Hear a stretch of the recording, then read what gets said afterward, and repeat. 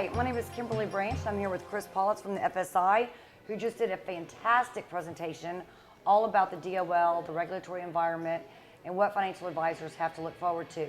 So I have a couple of questions, and I'm so glad that Chris has joined us today. But what type of accounts is the DOL going to start supervising, and why? So I guess the why is a little easier because we don't know anything to the rules final.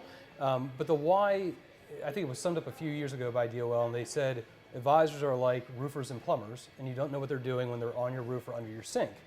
So they think that advice, especially in the retirement space, which is the only space that they can legally regulate, is conflicted by nature. They think clients are being ripped off, and they feel that they need to step in and take care of them. We obviously disagree, but that's the why. For the type of accounts, I'm going to refer to my notes because the list grows on a daily basis. But right now we believe it's all ERISA plans, so 401ks, small defined benefit plans, traditional and Roth IRAs, 403bs, 457s, Coverdell, ESAs, health savings accounts, and probably more that we'll figure out down the road.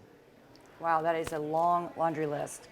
So due to the DOL starting to have regulatory supervision over these types of accounts, what kind of, if the rule passes, what kind of time frame are we looking at? Well, the time frame that the DOL always promised the industry was 8 months to implement. So if you count forward from today, that means that we have to see a final rule no later than most likely April 1. Okay. And then they give us to the end of the year. And the why they give us to the end of the year is because they know they have to have this finalized, put in place before President Obama leaves office. Because there's a good chance if, especially if a Republican is elected, that next president could strike this rule. So they want firms and advisors already fully implementing the rule before he leaves office.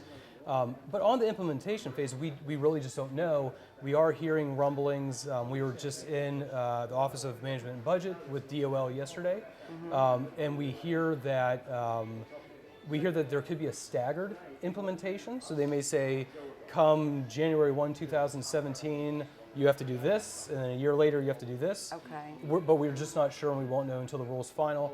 But we expect to see the final rule in the next couple of weeks. Okay, great. I know it's getting very, very complicated.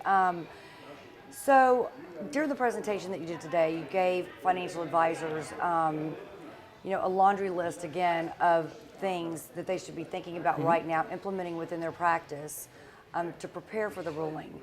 If you were a financial advisor sitting in their shoes, what are the top 3 things that you would implement?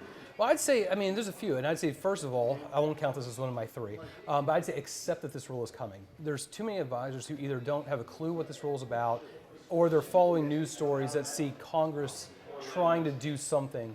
The rule's coming, and we don't know exactly what it's going to look like, but it will happen, and you will have to live with it.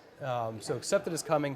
Number 2, do a deep dive into your clients. Really know the types of accounts you have, how many are going to be covered by the rule, and what do those accounts look like, so you know full well what you're dealing with when the rule comes up. I'd say review the range of products you have that you currently recommend and the types of compensation you receive. What kind of share classes you recommend, what types of fees are associated with them, with these products, and what percentage of your qualified accounts hold assets that are permissible under BICE, because not all assets will be. Most likely non-traded REITs are not going to be. Alternatives are not going to be, so you have to know where is your revenue coming from and what's going to be affected.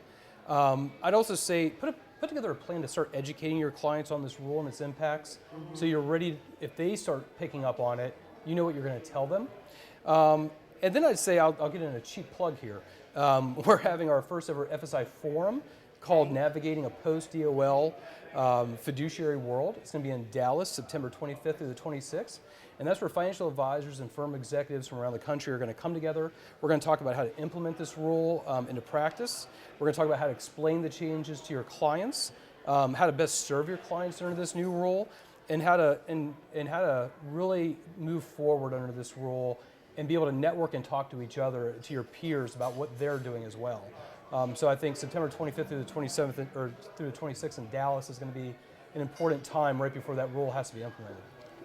That's fantastic that you're doing that. We at American Portfolios has started a DOL committee in which we get together every single week and just try to stay on top of all of the things that the DOL could implement, could not implement. So I know it's a lot of work. We really appreciate you being here, Sure. Chris. And I'd say you guys are ahead of the ball. You guys are ahead of the ball. Be happier with American portfolios because there's a lot of firms that are just hoping this goes away. So the fact that you're doing something proactively now, I think, puts you in another class, and that's good. Well, thank you. We appreciate that. Sure, of course. All right. Well, have a great day. Thank you.